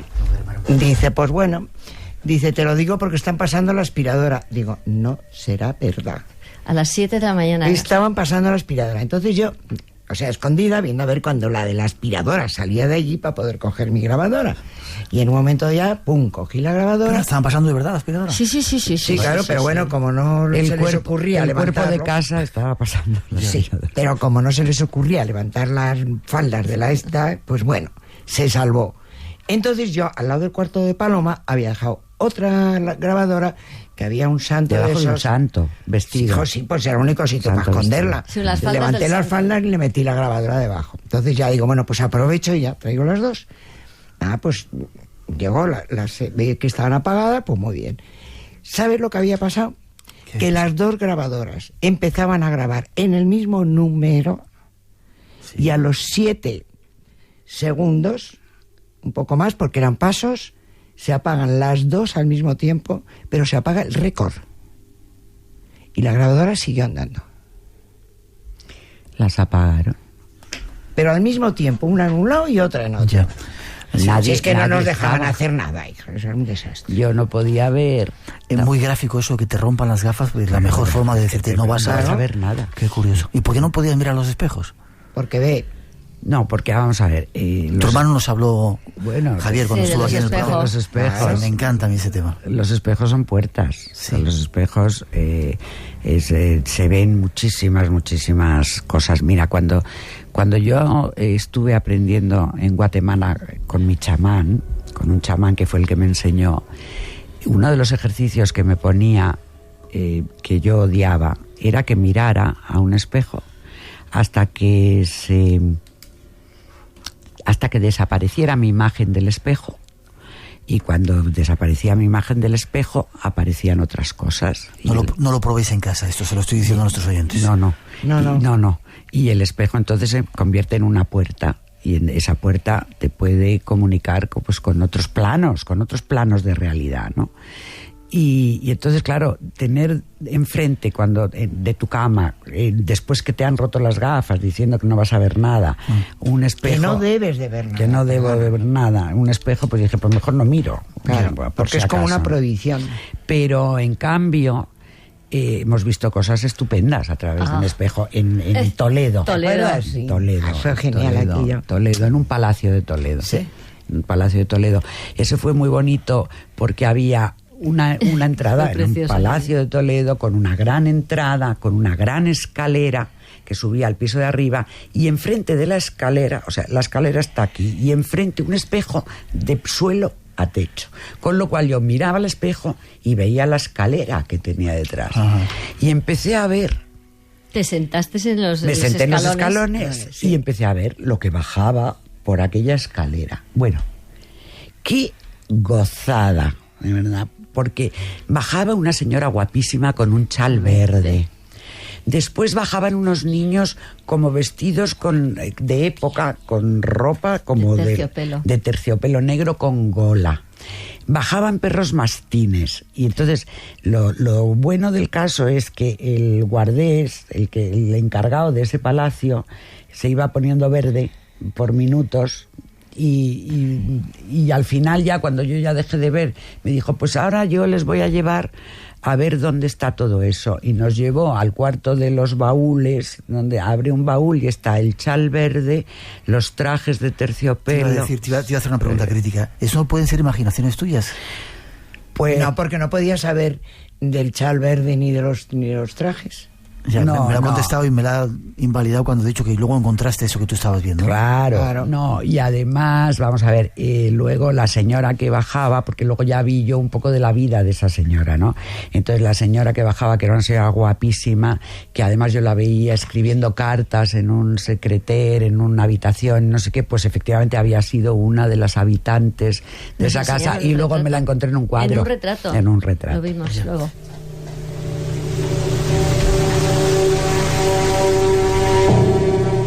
Ha sufrido usted una pérdida muy cruel, John Russell. Ha perdido a su esposa y a su hija.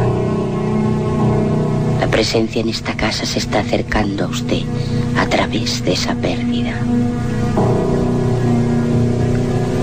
La presencia aquí es muy fuerte.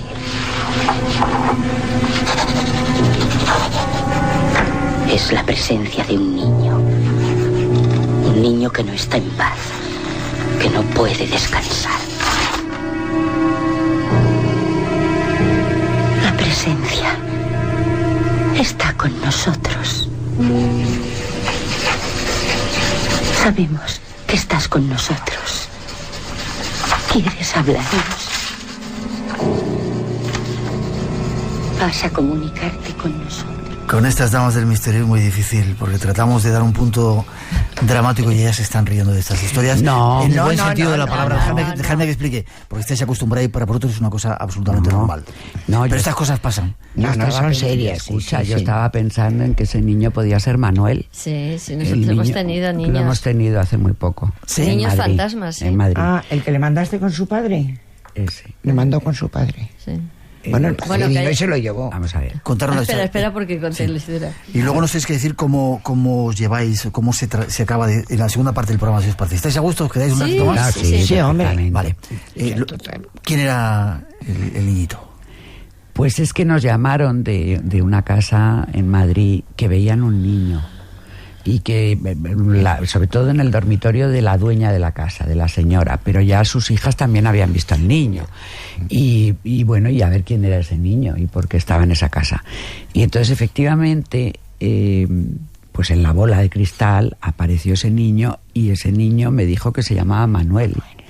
Y la dueña dijo, pues sí, puede ser, porque yo el niño no sé cómo se llama, pero su padre, que yo conocí, porque el padre se había muerto, se llamaba Manuel. O sea que lo lógico es que el niño también se llamara Manuel, ¿no? Como el padre.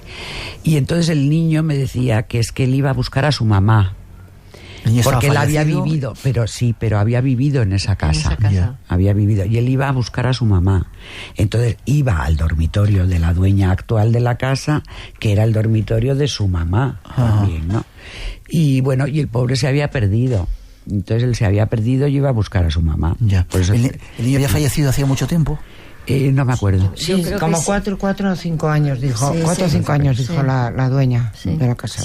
Y bueno, y entonces pues nada, pues el niño se quería ir, y entonces lo que pasa que es que vino el padre, que había fallecido, a buscar al niño, y se lo llevó. Y ese niño ya no se ha vuelto a aparecer en esa casa. Ya.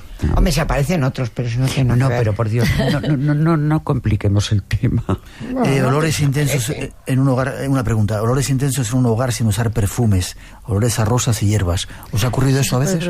Sí, pero fíjate, ese también es un fenómeno que puede producir una persona, viva ahí en estado de estrés. Es uno de los fenómenos poltergeist, digamos. Otra cosa es que una persona tuya fallezca y tú a los pocos días, ¿sabes? Huelas el perfume o el tabaco que usaba o eso. Eso ya puedes pensar que es que está por tu alrededor. pero hay gente que es olor fétido, es olor malo, y no deben de relajarse siempre. Hicimos un programa en la Casa de las Caras de Belmez, y en un momento determinado, hablando de María, de repente toda la cocina, que conocéis muy bien vosotros, se llenó con el perfume de María. Yo definí, huele a perfume antiguo. Su hijo nos trajo el perfume y era exactamente el que utilizaba María, que inundó toda la casa, la cocina en un momento determinado. Oye, pues tuviste mucha suerte. Conclusiones, no hay que tener miedo a este mundo. Jamás. No hay que invocarle. No hay que invocarle. No, dejarlo tranquilo. Dejarlos tranquilos. Lo desdramatizáis y... Por supuesto. Y que todos vamos a terminar yendo allí. Así que conviene también tener información sobre estos temas. Claro, para no pasar miedo luego. Es una buena forma. Si alguien quiere ponerse en contacto con vosotros, ¿algún sitio? A través de la página web. A través de la página web es más fácil. Porque tenemos correo, vamos también allí. Preparados, porque me parece que vais a tener trabajo. Grupo EPTA con H intercalada y .com. En la página web tenéis toda la información. Muchas gracias a las tres Piedad. Gracias a ti, Miguel. Ya sabes que estamos encantadas. Gracias por el esfuerzo y espero veros. Os deseo todo lo mejor del mundo. Sí, lo mismo para un aura muy grande. Muchas gracias. Está creciendo por momentos. Gracias. Gracias. Sería increíble, ¿verdad? Que fuéramos capaces de demostrar más allá de toda duda que hay otra vida después de esta. Bueno, sería algo histórico. ¿Por eso hace esto? ¿Porque puede tratarse de algo histórico? Esto no es un laboratorio, es la casa de alguien. Y yo creo que ayudar a esta familia es lo único que importa. No, lo siento, no quería decir eso. Mi hija murió en un accidente de coche hace unos años. Poco después empecé a experimentar cosas. Creo que quería comunicarse conmigo. Y sí, me ayudaría a saber que está, no sé, en alguna parte. Tenemos algo para ti. Cuando yo escribí la primera versión de La Dama Azul, no conocía a los espías psíquicos. Pero justo cuando estaba reescribiendo la nueva versión de La Dama Azul, pude conocer a algunos de los oficiales de inteligencia que entrenaron espías psíquicos para el Departamento de Defensa de los Estados Unidos en Norteamérica. Gente que había leído La Cena Secreta. Gente que estaba fascinada ya con el tipo de cosas que a mí me interesaban y que se pusieron algunos en contacto conmigo de motu propio para contarme sus historias. Este verano, Espacio en Blanco te trae a los grandes maestros del misterio. El miedo que tiene cualquier practicante de la religión vudú es que le lleguen a zombificar. Es quitarle el alma, la voluntad. El zombi, por supuesto, existe, pero no tiene nada que ver con el cine americano, con lo que estamos acostumbrados a ver. Al zombi se le quita en las ceremonias, se le quita la voluntad, se le quita la posibilidad de pensar por sí mismo. Solamente puede moverse y trabajar y obedecer. Esa es la única voluntad que tiene. Nos llevarán por lugares donde habita el enigma y donde desde ahora tú estás invitado. Hoy sabemos que una catedral gótica es un libro de piedra, es un libro iniciático, es un libro de simbología pura y dura. Es un lugar no solo sagrado, sino también mágico, es decir, un lugar donde se aunan muchísimos rituales cuando se saben aunar, es decir, cuando el oficiante, cuando el sacerdote tiene que celebrar la misa en el momento adecuado, cuando tiene que colocarse debajo de la cúpula, cuando tiene que estar encima de la cripta y donde tiene que recoger las energías cósmicas, las energías telúricas y las energías de los que están allí congregados. Bueno, pues todo ese tipo de cosas en las catedrales estaba perfectamente marcado en sus capiteles, en sus columnas, en sus canecillos, en algunos casos, por ejemplo, en las iglesias románicas, donde también se utilizaba este tipo de información velada. Es decir, estamos hablando de una información prodigiosa y de una arquitectura, el mero hecho de que estuvieran construidas de esa manera, utilizando, por ejemplo, el número áureo, ese número dorado, ese número que luego se sabe que está en toda la naturaleza, pero que también sirvió para hacer obras arquitectónicas, obras de arte, todo eso lo que te evidenciaba un saber tan primoroso que surgieron sociedades secretas. Súmate a nuestra expedición por lo desconocido. Adéntrate en el Espacio en Blanco, en Radio Nacional de España.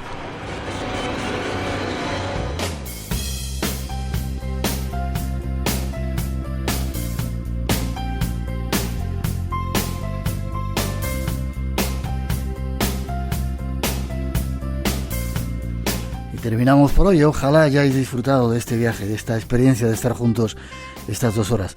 Las gracias a todos por la compañía y que sepáis, en una semana más, felices vacaciones mientras tanto, y no olvidar que estamos ahí en el dial, preparados para ofreceros misterios.